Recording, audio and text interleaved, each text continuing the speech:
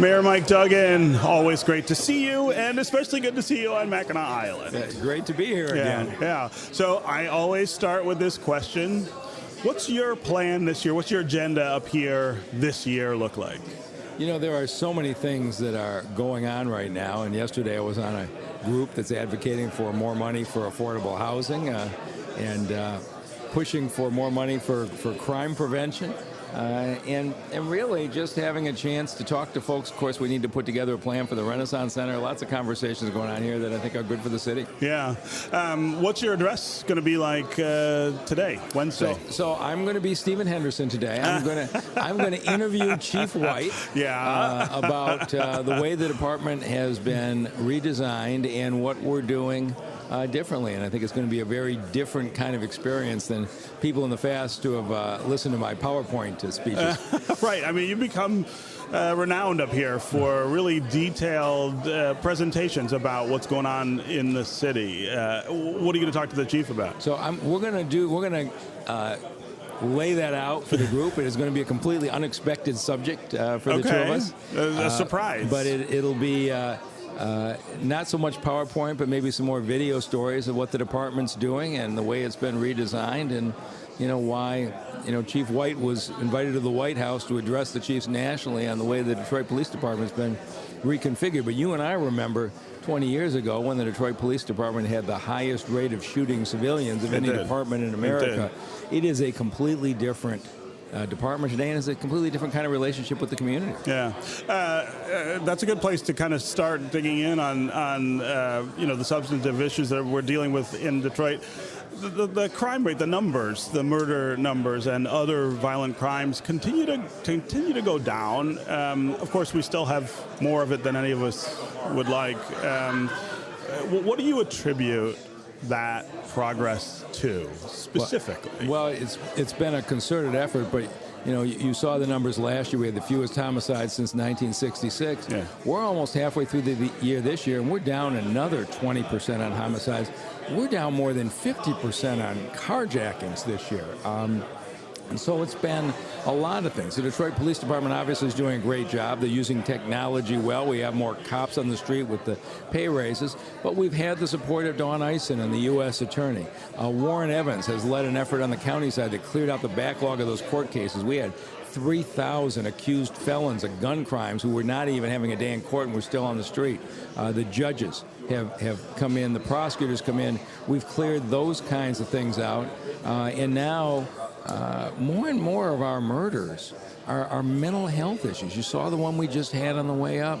Sure. A man shot and killed his nephew because he thought his nephew was part of a conspiracy following him, while the rest of the family watched, and the police had to respond to that.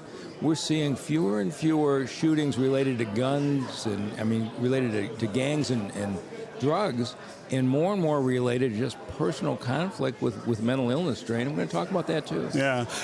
The things that the department is doing with regard to mental illness are different than what we've seen police, not just in Detroit, but in other places do as well. There's no doubt about it. They now have completely different weapons. They've got special guns with rubber bullets. They've got bolo nets. The police department, you and I remember, 20 years ago was you shoot at mass until the threat is eliminated. And, I prosecuted 4 cops who shot a fellow with a rake, and the jury acquitted him because this is the way cops are trained to respond. Right.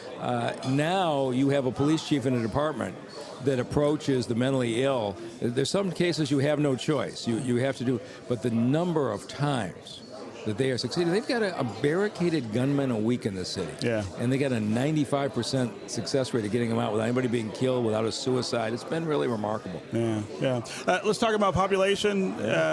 Good news from the census. News that none of us that probably could even remember having before. It's 1957, I think, since the population has officially, at least, been going up. A lot of people say you don't deserve credit for that. That whoever's mayor just happens to be mayor when it goes up or down. What would you say is the takeaway from that? Yeah, I don't worry too much about that. But when I ran for mayor, I would say in my speeches, that I was born in 1958 and the population of Detroit has dropped every single year I've been alive. Right. And our measure, when I did the first State of the City speech, and this is how I want to be measured, is you should have more people want to move in and move out. You pulled me aside and said, don't make a promise that's going to be I thought it was a terrible idea. Right.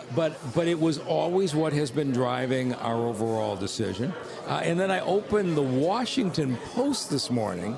The lead editorial in the Washington Post is Detroit is right at its census lawsuit. The Census Bureau has to get its act together. And so the Census Bureau had to be pretty shocked there in D.C.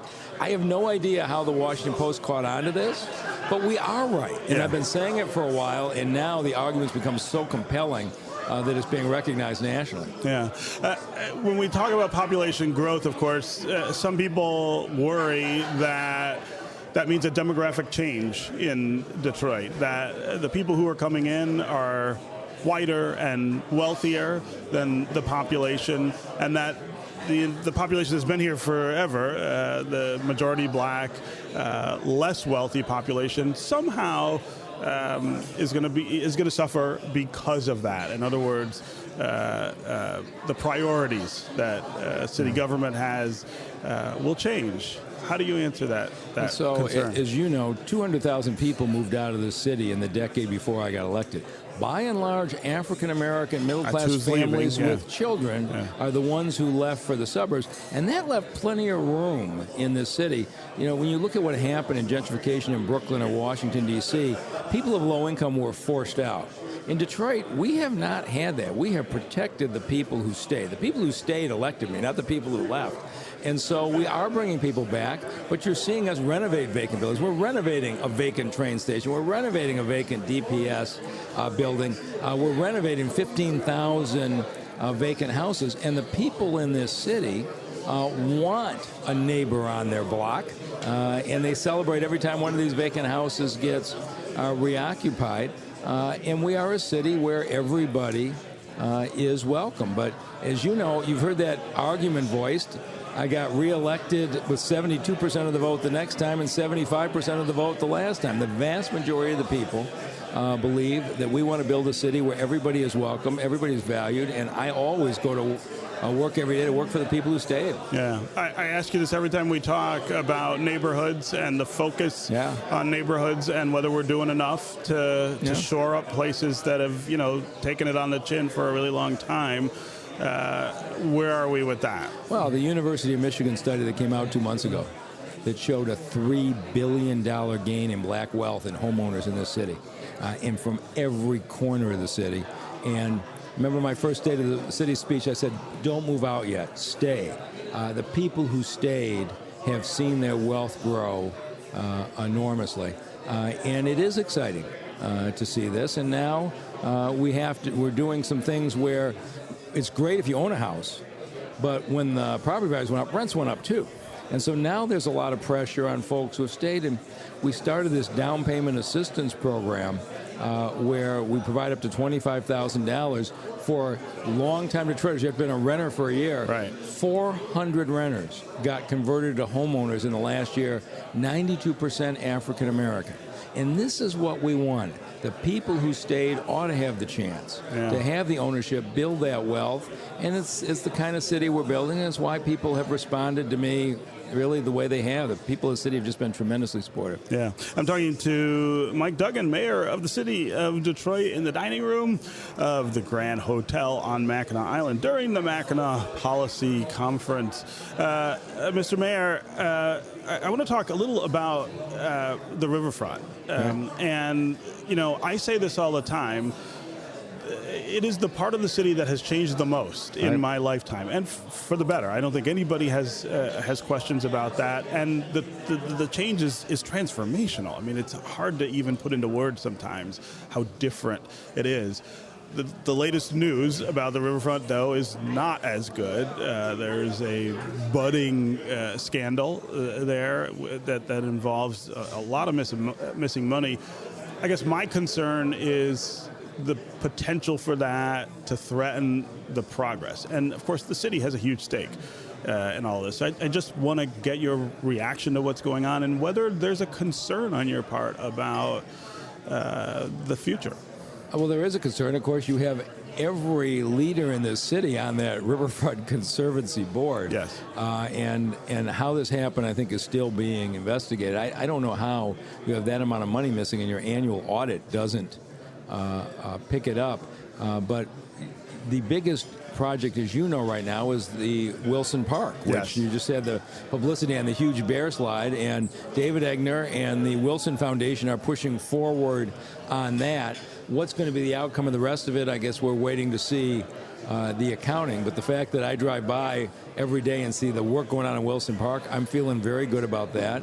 But you're right, the most transformational part of it is we never had one place in this city where everybody came together, no matter your age, your That's race. absolutely true. And now you go down to that riverfront on the weekends, and everybody of every age, every shape, every size are all together. It has become the unifying center of the city. Yeah, I mean, and that's, I guess, one of my worries is there's tremendous buy-in among Detroiters, among people who don't live in the city, among visitors. We got everybody on the same page for that, and I worry that if this gets embroiled in scandal the way so many other things in our community have, it undercuts that buy-in. It is odd to be up at the island, and instead of having the business leaders talking about the city's finances, it's now we're talking about the Conservancy's finances. A little break, right?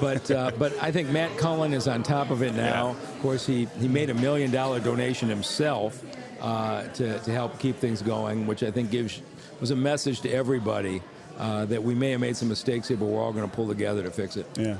What about the Rensen? GM is leaving it. There are a lot of discussions about what's next. You know, I always feel like rather than look at things as opportunities, sometimes we look at them, we choose to see them as problems.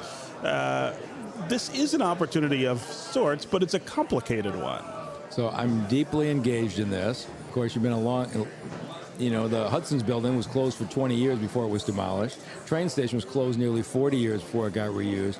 This city has not been willing to recognize when its iconic buildings can no longer be used the way they have to get together. And so General Motors isn't a real estate firm. Barry Barr is totally focused on making vehicles.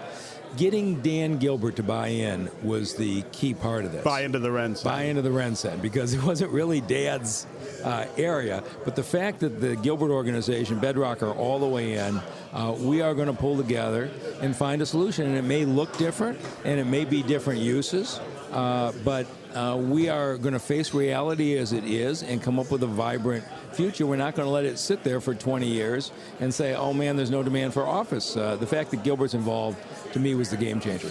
How does that connect to the I-375 project, which is right next door, and it all, of course, affects all of the communities around that? Yeah, I-375 has gotten complicated for reasons that we mixed a lot of different things. But I think the fact that MDOT shrunk it from 9 lanes to 6 lanes was the right thing. I don't see that much of as much of an improvement. From my standpoint, 9 lanes was a huge gulf between them. Yes. And so I think when you raise the 375 to grade, you're going to create essentially a mile of the hottest development land in the country in downtown. Nobody gets a mile of downtown built for them. And so if we do this right, and Antoine Bryant's leading the planning side, and then we need to have a serious conversation relative to who benefits from that land. And I think there has to be consideration given to people who are pushed out. The renters in particular in the 60s were not compensated when they were pushed out of that area, whether you were a resident or whether you were a business. The property owners got their checks. Yes. Those folks got pushed out. They largely went over to the 12th Street area that contributed significantly to the violence in 1967. All of those things need to be a part of the conversation, but this city will benefit enormously if you create what is essentially a new mile of downtown. Yeah. Okay, before I let you go, got to settle a debate that I've been having with our producers about Mackinac. Fudge or taffy? I'm a taffy guy. Yeah, see, you're on my side. Exactly. It's way better than the fudge. I can't eat that fudge. All right. The tourists get out and ask, where's the best fudge? They don't. They ought to be asking, where's the best taffy? Thank you. Thank you. That's why you're the mayor. All right. Mike Duggan, always great to talk with you. Thanks for coming by. Great to see you.